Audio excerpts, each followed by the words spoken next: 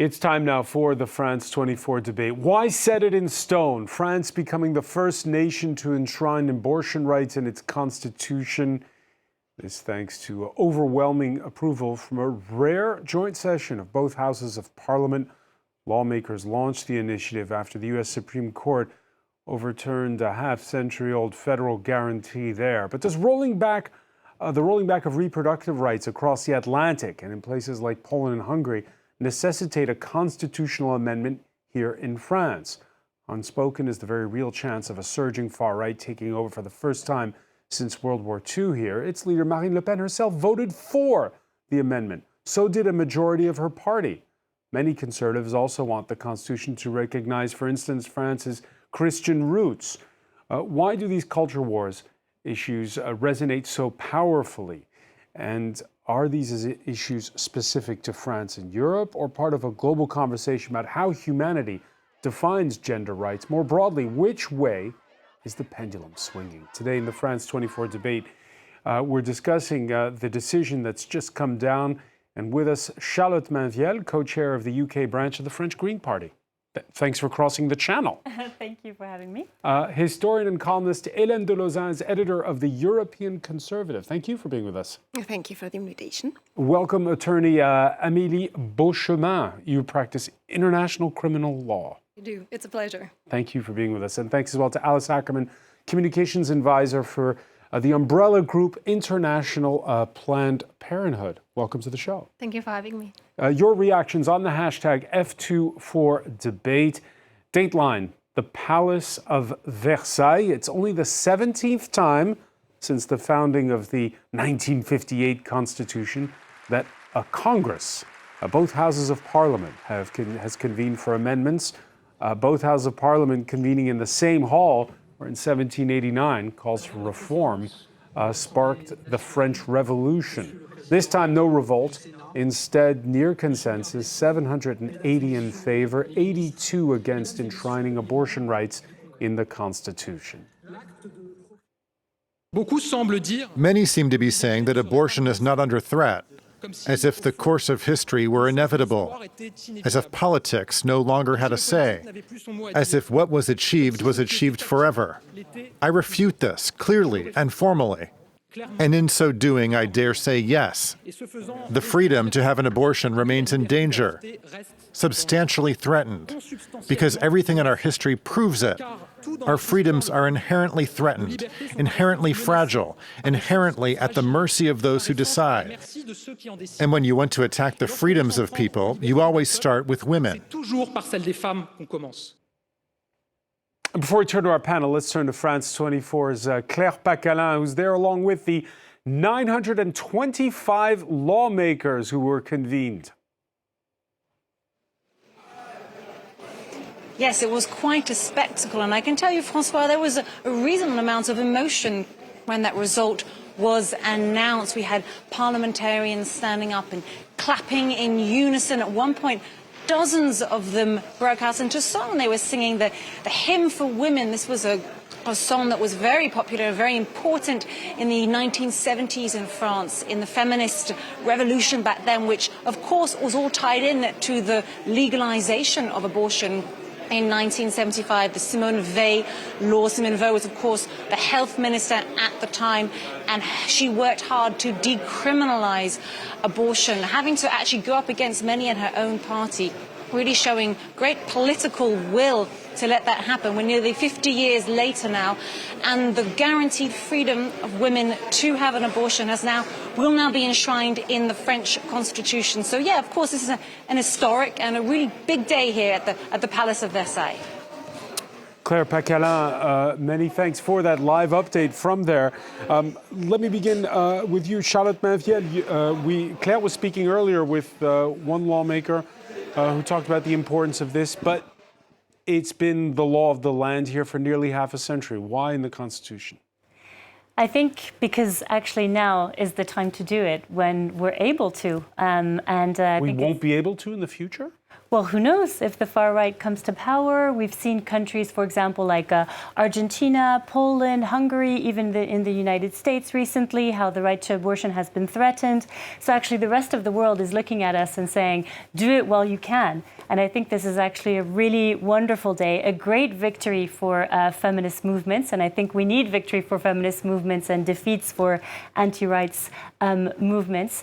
And I think, yes, it's really a historic day, and the rest of the world will be looking at what we've been able to do. And I think, a year and a half ago, when our Green French Senator Mélanie Vogel initiated this process, a lot of people were saying, oh, it's impossible, you won't be able to do it. But actually, we've managed to have this vote today. And actually, we were looking downstairs and seeing the Eiffel Tower with words like "My body, my choice" on there, and IVG in the Constitution. I think it's really wonderful to see it, and I think it brings a lot of hope for other countries to be able to see that there's a path towards equality. So great celebration today. Hélène de Lausanne, your position on this?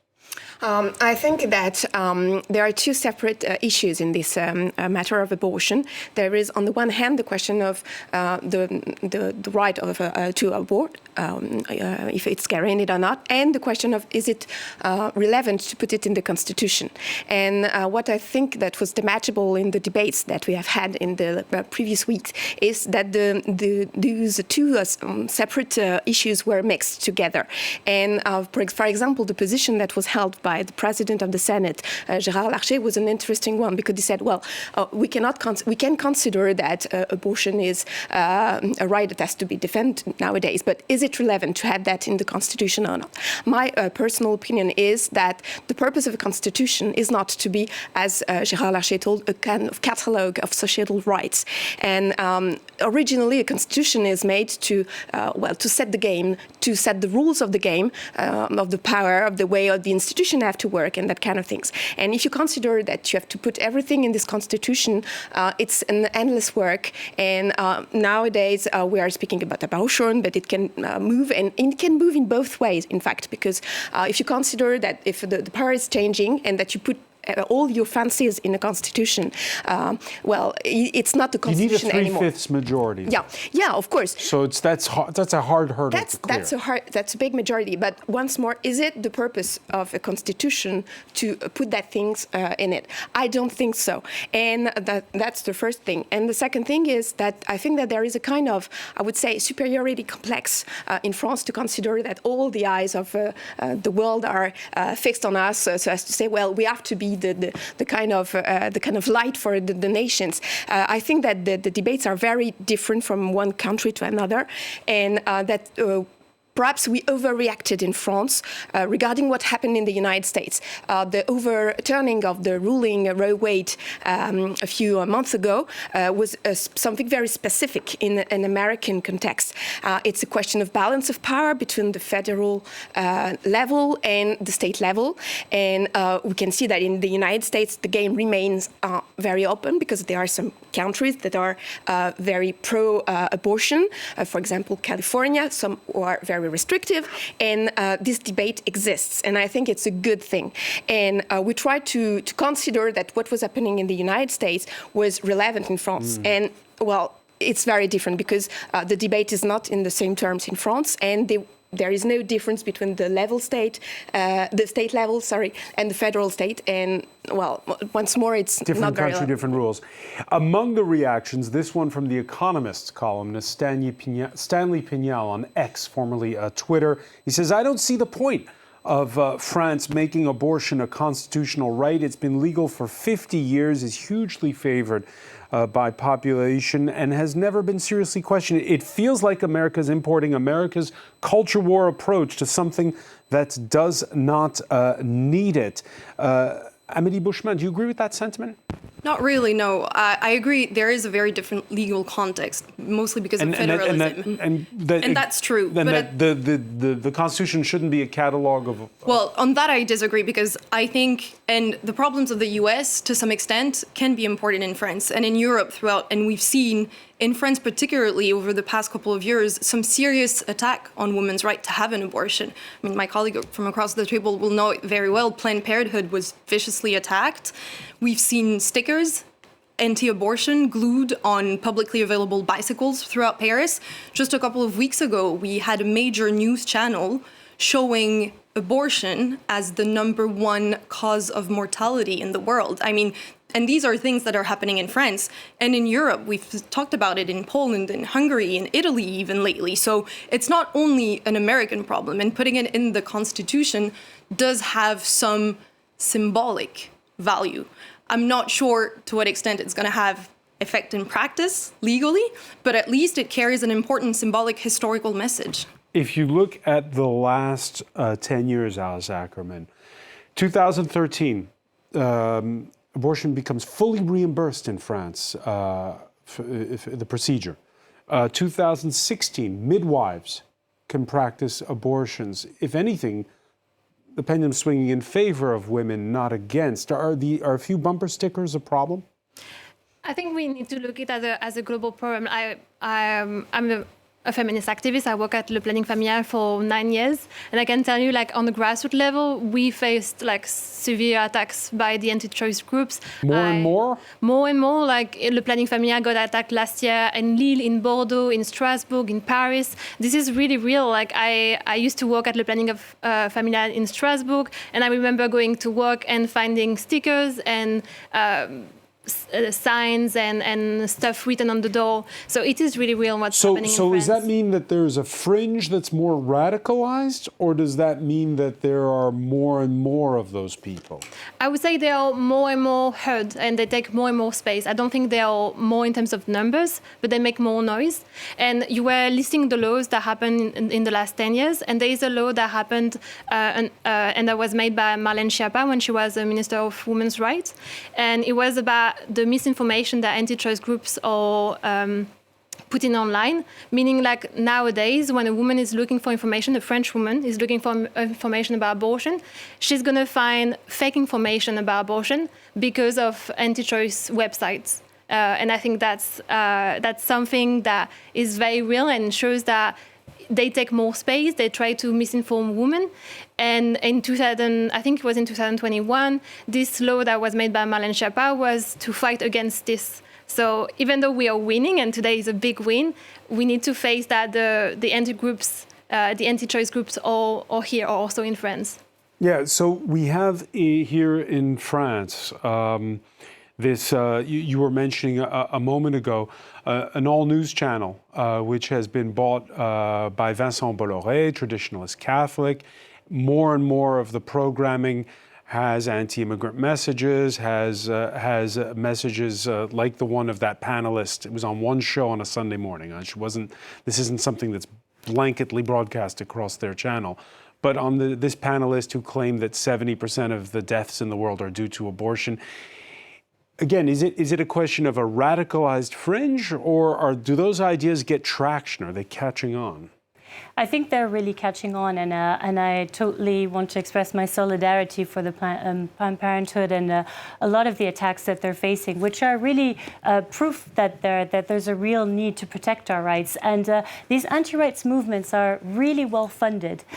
This is really key to note. There's research that shows that between 2009 to 2018, they received some of the top organizations that brand themselves as NGOs and think tanks, etc., in Europe, received 700 million of funding. From who? And from basically religious, patriarchal groups and key people. And I think the influence of Vincent Bolloré and his group, and what you just mentioned around CNews, is really critical. The role that they play is really terrifying. And I think actually my party, the French Green Party, we've decided to not take interviews from far-right media, including CNews. And the reasoning for that is that actually voicing those opinions and giving a platform to those opinions only increases visibility and approval of those opinions. And then some of these channels have also been condemned for hate speech, and they're also not allowing us to have a fair and equal playing field to have a debate. Look here on this debate, François, the way you're managing this, everyone has an equal say, etc. That's not what happens when you go on CNews. And actually, their broadcasting spot is being challenged currently recently by l'ARCOM, the governing body. And the communications watchdog, the communications watchdog, exactly. And I think there's a really important role to play for governing bodies like that to be able to ensure that those far-right anti-rights ideology doesn't have space on public media. So, Hélène de Lauzin, France is not the United States, but would you agree that there's an Americanization of the way ideas are weaponized and the way debates happen? Yes and no. Yes, as I told you, because this question of enshrining abortion right in the Constitution took its origin in the overturning of Roe Wade ruling. That's one point. But I think that there is a major difference between the United States and France. The major thing is that in France, you cannot debate over abortion. I'm going to take an example, the question of CNews, as you were just mentioning. There is nowadays all this controversy concerning CNews, the outcome, judgment, the commission, the inquiry, etc. So I'm not taking a side on that particular respect. I say that there is an inquiry and there is a parliamentarian inquiry, etc. And CNews is criticized on the question of immigration, security, borders, etc., racism, whatever. And there was this infography concerning the figures of mortality. Graphics on the screen. Yeah.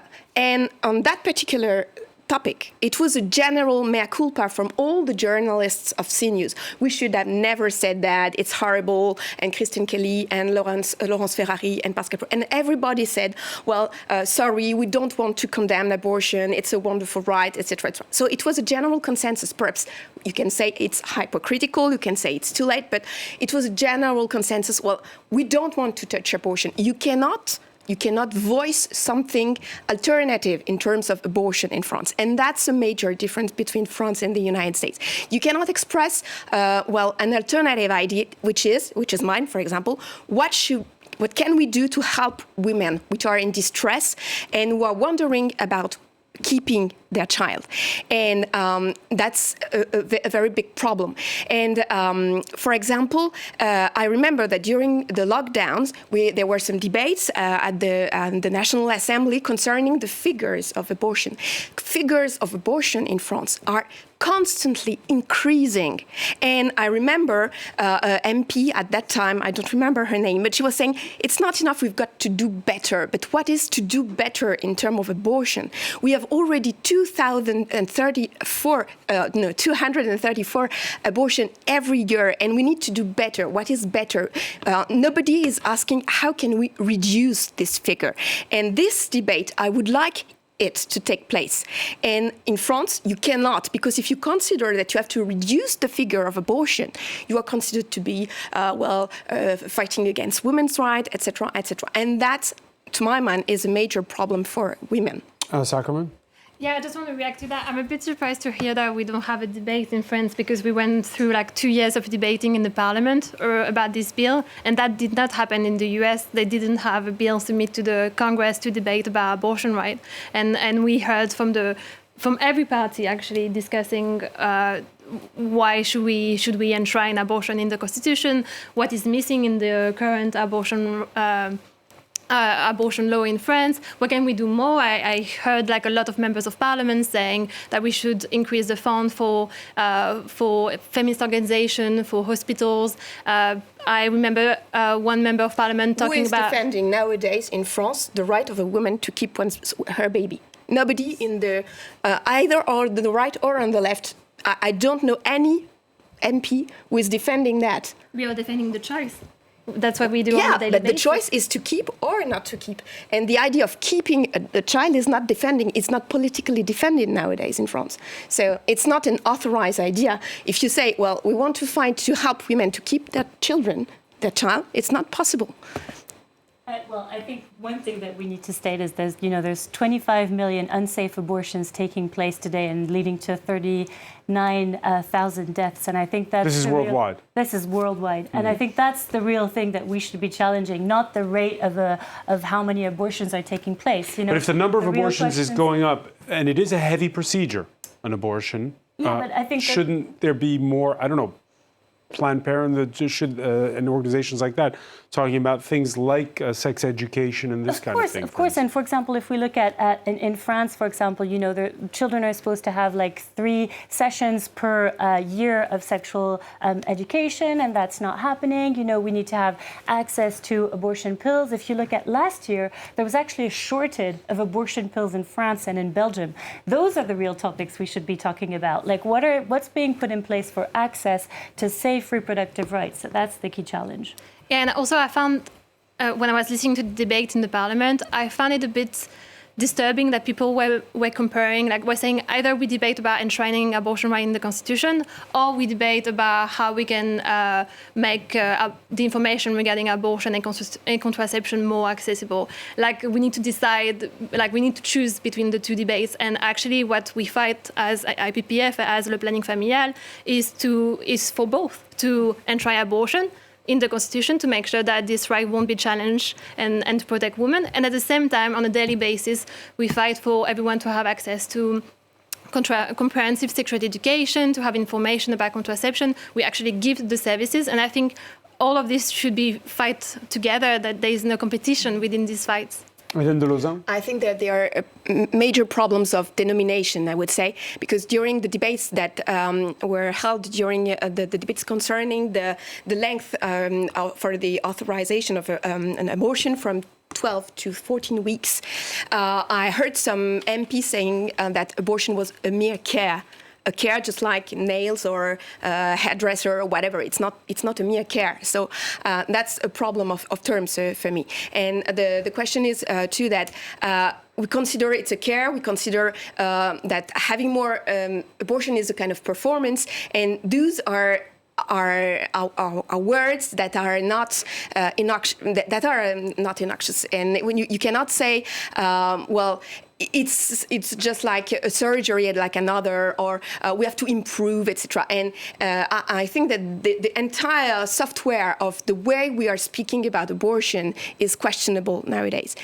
Do we consider that it's a problem to have too much abortion? Nobody, I insist on that, nobody says, even to defend abortion as something that has to be framed by the law and to protect, for example, the women who are in suffering in distressing situations, etc. But nobody is saying, well, there is a problem if there are too many abortions, and that's something I'm waiting for, and I cannot hear it. Okay, so again, there are those like the far-right leader Marine Le Pen who say they are who voted for the bill. Last week at the Paris Agriculture Fair, she repeated that she would vote yes. Oui, je le voterai. Yes, I will vote for it. I repeat, I think that enshrining abortion in the Constitution is totally unnecessary. But if there are people who are worried, for no reason in my view, on the other hand, we will reassure them. Par ailleurs, bon, eh ben on va les rassurer. Unnecessary, but she voted yes. One of the members of parliament who initially pushed for the constitutional amendment is the head of the far-left France Unbowed Party's voting bloc at the National Assembly, Mathilde Panot. Yes, abortion rights are always under threat. They're threatened by the far right, including those parties who sit in our National Assembly and who in 2014 suggested simply getting rid of abortion rights, comparing it to mass killings or genocide. All right. But again, a lot of those people have changed their opinion. We saw in the debate that happened in the French Senate last week, some of those people who are on the conservative side changed their opinion as well. Is it as dramatic as Mathilde Panot put it there?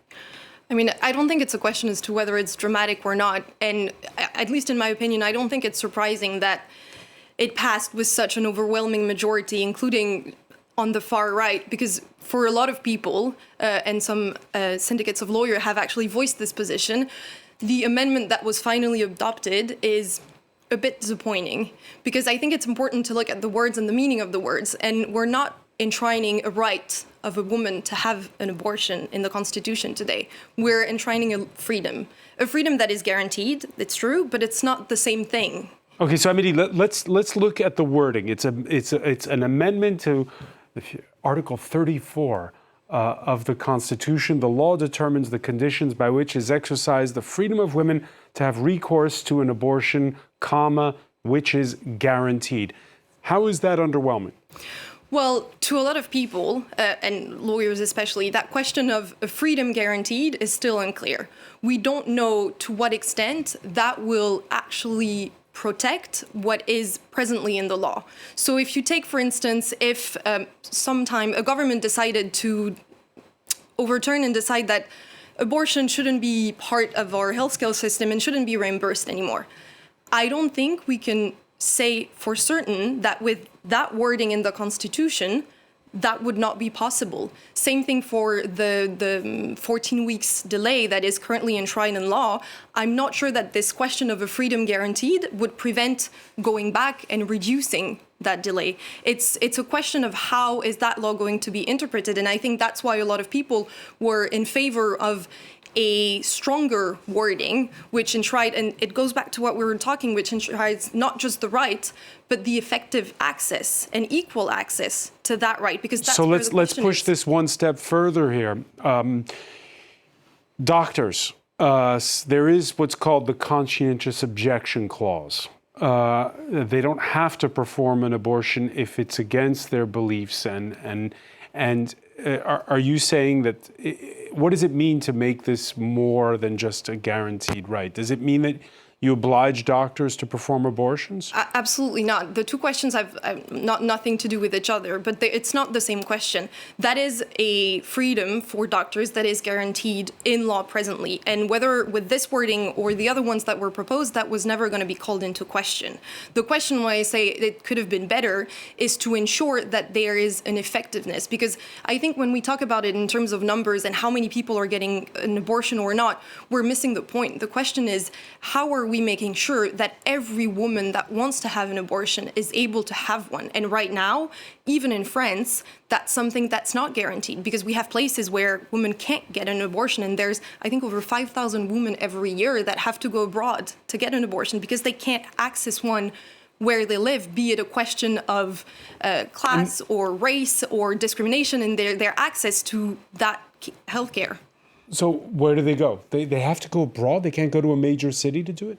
Yeah, the issue sometimes is for some women, by the time they realize that they're pregnant, they're already at the end of the time limit that we have in France. So in France right now, it's you can have an abortion until 14 weeks of pregnancy, and then after it's only in certain cases. So if you find out that you're pregnant very late, or if you change your mind, then at this moment you can have an abortion, but not in France. You have to go to the Netherlands, to the UK, or to Spain, where the legislation is a bit, let's say, better, and they can have and there they can have abortion. They can have access to abortion care. Yeah, a lot of abortion rights activists here in France point not to Poland or Hungary, where rights have been rolled back, but to neighboring Italy, where a lot of doctors evoke that conscience objection clause, like in the central Umbria region. Charlotte Hughes has more. In this hospital in Umbria, central Italy, nearly 80% of gynecologists refuse to carry out medical abortions. For this abortion rights activist, it's a shocking statistic. Here we are in front of Perugia Hospital, the largest in Umbria, where medical abortions should be taught and carried out, but are not. In Catholic universities, which are the best universities, there's no mention of abortion or contraception. And when you start, they make you sign a document to refuse carrying out abortions on moral grounds. A legal provision in Italy that puts many women in desperate situations across the country. This 44-year-old mother had to come to a family planning clinic here in Marche, central Italy, as no doctor in her local area would carry out an abortion. I made several phone calls. People said, call the doctor, he's not in, make an appointment, call back later. I called around other towns like Pesaro and Ancona. No one would prescribe me abortion pills. I watched the days go by. I was desperate. Abortions in Italy have been on the decline for the past 20 years, with 5.4 for every 1,000 women, according to the latest figures. It's one of the lowest rates in Europe. Quick reaction, Rosa? I think think that we have had some interesting discussions once again during the debate concerning the length of 2 weeks to 14 weeks. The College of Gynecologists and Obstetricians gave some objections, saying, well, as for a doctor, it's not the same thing to proceed to an abortion for a baby with 12 weeks or 14 weeks, because the body is not the same, the shape is not the same, the manipulation is much more complicated, etc. And we cannot avoid that. We cannot make just as if it doesn't exist. And it's normal and it's sane to have such a reflection. And the problem is generally people who are making the laws and some feminist associations, they are speaking on an abstract point of view without thinking that one day there is a doctor who has to perform the act. And when you perform the act, you can see things quite differently, I think. All right, I'm going to ask Alice Ackerman what it's like in the rest of Europe. But first, I want to cross back to Versailles. France 24's Claire Pacalin is there with one of the co-sponsors of the bill. Yes, François, I'm here with Mélanie Vogel, a senator from the Green Party. Very active work, very hard to make this revision a reality. Madame Vogel, can you tell me about the journey? When did it start and what was the road like to get here today? Yeah.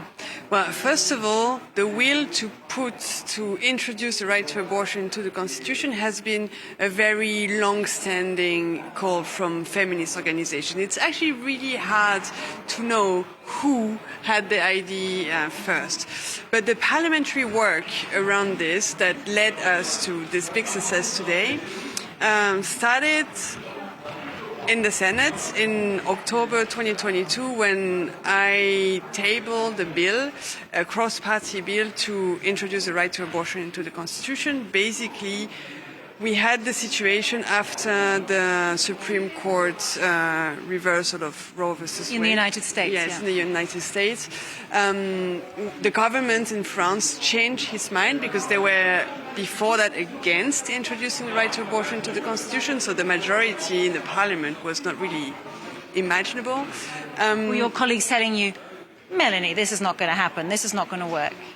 Before 2022, obviously, yes. After that, we felt that there was a change in the government position, and a lot of different parliamentarians from different parties tabled bills, but basically, in the National Assembly, it was pretty clear that a majority was there. But to change the constitution, you also need the Senate. And the Senate in France is a very conservative chamber, and they were against. So it started with the bill I proposed, a cross-party bill. It was first rejected with a tight majority. That surprised a lot of people. You thought maybe there might be a chance there if the majority is tight. I always knew. You I didn't always lose knew hope. in the end we would win. I always knew it. How did you always know that? Because there are moments, I think managing to get stuff like this done, it requires, I think the ability to feel when you have a moment to do it. We had the majority in the parliament in the sense that today there is a majority in the parliament to recognize that the right to abortion is a fundamental right. We had the society backing us. We had feminist organizations ready to mobilize, to campaign, to unify behind us. And we had a context in the world that made it very difficult for opponents to make their voice heard. So when you want things to be done, you need to be able to see when the context is the good one, and that was the case in France. So the stars aligned for you on this one. Exactly. What do you think the impact could be outside of France of this revision of the Constitution, guaranteeing the freedom of women to have an abortion?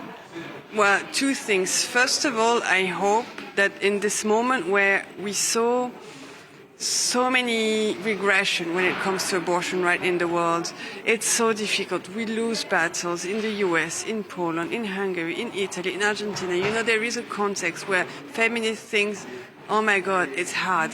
That suddenly there is something very big that is very positive. And that this is going, I hope, to give strength to feminist movement all around the world. But there is something else. The reason why we won, it's not because I managed to convince colleagues. I mean, it's also this, okay. But as I said, the Senate is very conservative. So you need more than just few feminist senators talking to people. You need the society behind you. And that's what happened. Feminists mobilized. And we managed to have this debate going through the entire society. Everybody was talking about it.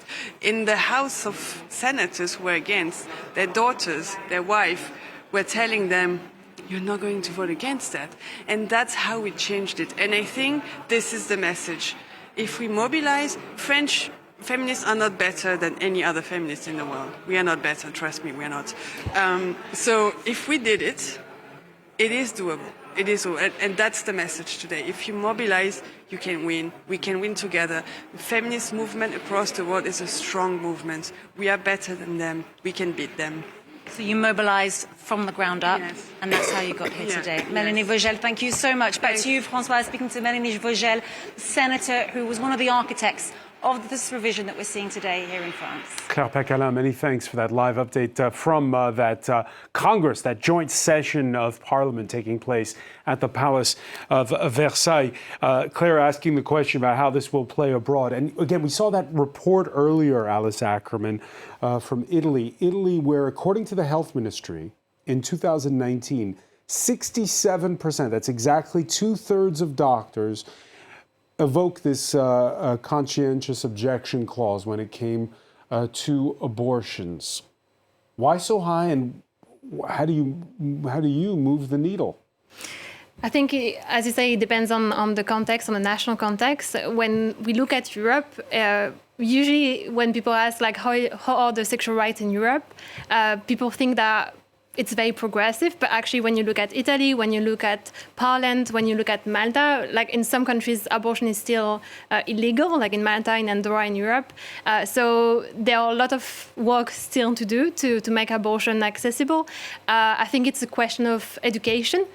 So we need to raise awareness among the younger generation about why abortion is healthcare and why it is important for women to have access to it, to be able to make their own decision and live their own lives.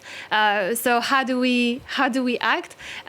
In Italy, in other countries, we work with feminist organizations, we worked with feminist doctors, and we try to also raise funds to actually help them to have the resources to make sure that abortion will be accessible in their regions. It is a long it is a long-term work, but we know that with the support of feminist organizations and of feminist politicians like Mélanie Vogel, we can make this happen. Why in Ireland then, Charlotte Maviel, has abortion become legalized in the last 5 years? In Ireland, I think it's a credit to feminist movements, and I think that's really an important thing to say. All of these victories are thanks to feminist movements, and they put pressure and they urge policymakers like Mélanie Vogel. And it's not enough to put pressure, as Mélanie Vogel herself said. Mm-hmm. You have to convince people, and it has to be in tune with the times. Of course, and I think the fact that 86% of the population was in favor of putting the right to abortion in our constitution really increased and moved the needle. I think we were talking earlier about how some right-wing senators changed their mind and then voted in favor. And a lot of them, for example, there's one of them from Les Républicains, from the Conservative Party, who said that actually in discussions through his niece and his wife, and seeing that he didn't want to be on the wrong side of history, I think that public pressure is really important. Maybe just to go back on something that was said earlier on the right versus freedom.